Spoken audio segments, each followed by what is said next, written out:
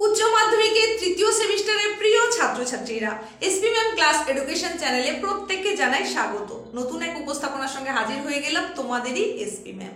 তৃতীয় সেমিস্টারের এই পরীক্ষাকে ঘিরে বিতর্কের যেন অন্ত নেই।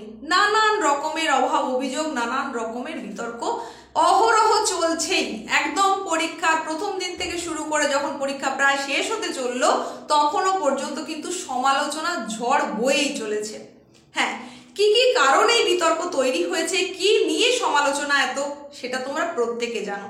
ছাত্রছাত্রী, শিক্ষক শিক্ষিকা, অভিভাবক অভিভাবিকা সবার বিতর্কের মূল বিষয়বস্তু কিন্তু একই। আর সেই কারণে ভীষণভাবে অপ্রস্তুতিতে পড়তে হয়েছে শিক্ষা সংসদকে।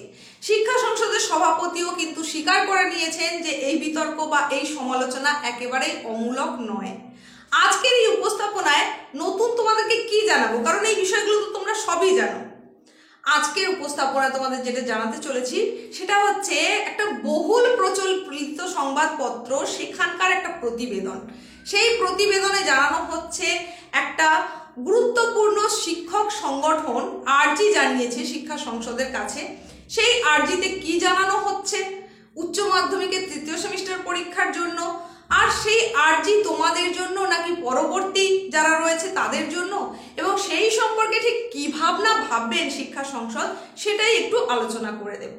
দেখো, তোমরা থাম্বনেল দেখে হয়তো বুঝেওছো, তবুও তোমাদের জন্য দেখিয়ে দিই। দেখো, সময় বাড়ানোর আর্জি ABTA এর। এই ABTA এটা তোমাদের কাছে খুব একদম খুবই বহুলভাবে একটা কি প্রসিদ্ধ নাম। কি কারণে? কারণ ABTA এর টেস্ট পেপার তোমরা প্রত্যেকে সলভ করো, জানো যে এখান থেকে অধিকাংশ প্রশ্ন কিন্তু আসার সম্ভাবনা রয়েছে। কি আসলে ABTA? ABTA হচ্ছে একটা শিক্ষক সংগঠন, অল বেঙ্গল টিচার্স অ্যাসোসিয়েশন।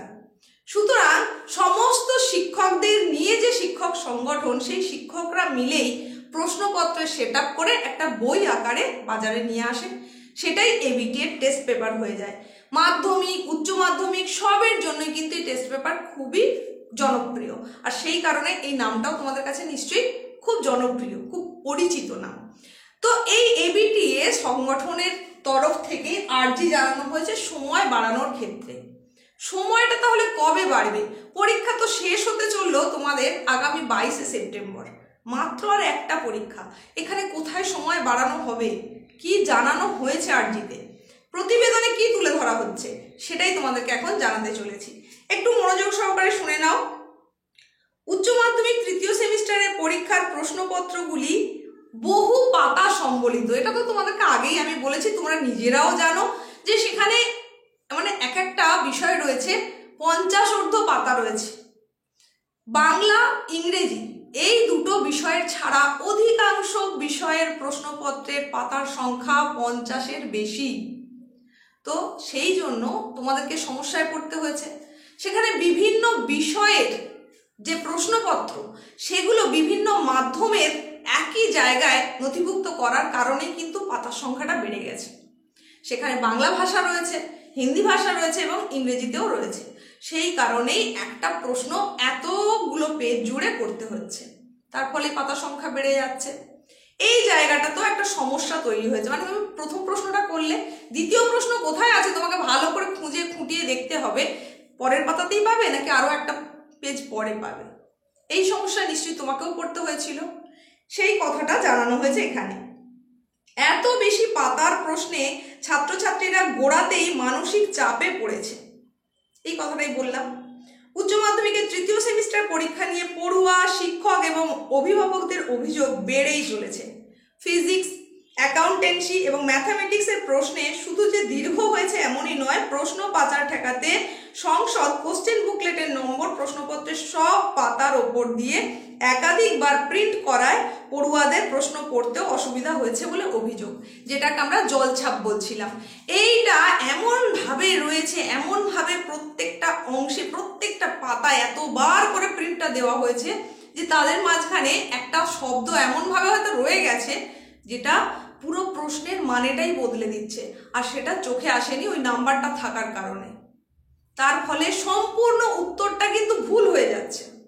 প্রশ্ন যদি তোমার বোঝার ক্ষেত্রে ভুল হয় তাহলে তো উত্তর ভুল হতে বাধ্য। এই ঘটনাটা ঘটেছে তোমাদের সাথে, বিভিন্ন বিষয়ের ক্ষেত্রে ঘটেছে, সেটা এর আগেও আমি তুলে ধরেছি। আর এই প্রতিবেদনেও সেম এই কথাটাই বলা হচ্ছে।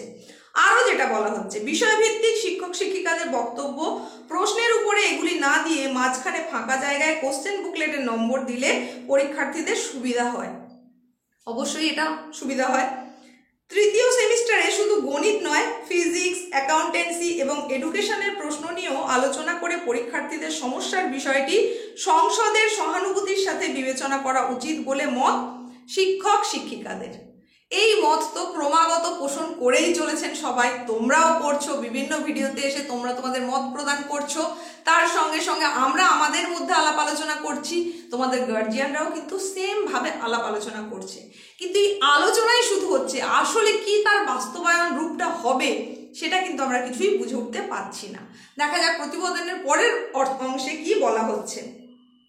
শিক্ষক সংগঠন APGTW এর সম্পাদক চন্দন গড়াইয়ের বক্তব্য, উচ্চ মাধ্যমিক তৃতীয় সেমিস্টারের পরীক্ষার প্রশ্নপত্রগুলি এত পাতার হচ্ছে, এত বেশি পাতার প্রশ্নে ছাত্রছাত্রীরা গোড়াতেই মানসিক চাপে পড়ছে, অনেক বিষয়ে 40 নম্বরের উত্তর করতে প্রশ্নের পাতা উল্টাতেই পরীক্ষার্থীরা খেই হারিয়ে ফেলছে। মাধ্যম অনুযায়ী পৃথক প্রশ্ন ছাপানো হোক। তাহলে কি বলতে চেয়েছেন শিক্ষক সংগঠনের সম্পাদক মহাশয়? নিশ্চয়ই বুঝতে পারলে।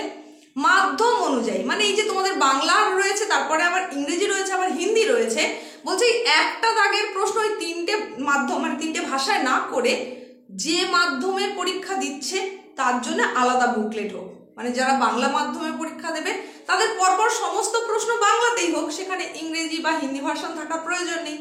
আবার যারা হিন্দি ভার্সনে দেবে তাদের জন্য শুধু হিন্দি ভার্সনেই গোটা প্রশ্নপত্র হোক, তাহলে পৃষ্ঠা সংখ্যাটা এত হয়ে যাবে না। এটা ওনার বক্তব্য। নেক্সট বলা হচ্ছে কি, সেখানে আরো যেটা বলা হচ্ছে, নিখিল বঙ্গ শিক্ষক সমিতি, অর্থাৎ যেটা আমি এক্ষুনি দেখালাম ABTA, নিখিল বঙ্গ শিক্ষক সমিতির তরফে সংসদ সভাপতির কাছে আর্জি জানানো হয়েছে। 2026 থেকে শুধু পরীক্ষার আগে OMR পূরণের জন্য বাড়তি 10 মিনিট দিলেই হবে না, সার্বিকভাবে 1.25 ঘন্টার পরীক্ষার বদলে 2 ঘন্টা সময় দেওয়া হোক।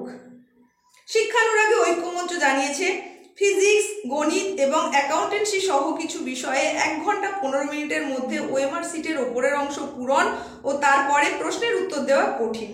ফলে পরীক্ষার্থীদের স্বার্থের কথা মাথায় রেখে সংসদ মূল্যায়ন শুরুর আগেই সিদ্ধান্ত নিক। মূল্যায়ন মানে তোমাদের অ্যান্সার কি পাবলিশ করা, তোমাদের OMR এর স্ক্যান কপি পাবলিশ করা, তার কত পেয়েছে এটা পাবলিশ করা, এই সব কিছুর আগেই সিদ্ধান্ত নেওয়ার আর্জি জানানো হয়েছে। বিভিন্ন শিক্ষক সংগঠনের কথা তোমাদের বললাম, কিন্তু এই যে সময় বাড়ানোর আর্জি সেটা কিন্তু করা হচ্ছে কাদের জন্য? যারা বর্তমানে 11-এ পড়ছে, পরবর্তীতে যারা দেবে উচ্চ মাধ্যমিক পরের বৎসর তাদের জন্য। কিন্তু তোমাদের নিয়ে কি ভাবনা চিন্তা?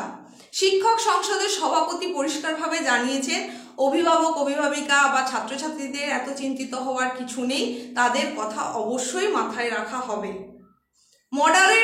কোশ্চেন মডারেটর যারা রয়েছেন তাদেরকে যে ইনস্ট্রাকশন দেওয়া ছিল তারা কেন সেটা ফলো করেনি সেই ব্যাপারেও দেখা হবে এবং পরীক্ষা শেষে বৈঠকে বসা হবে।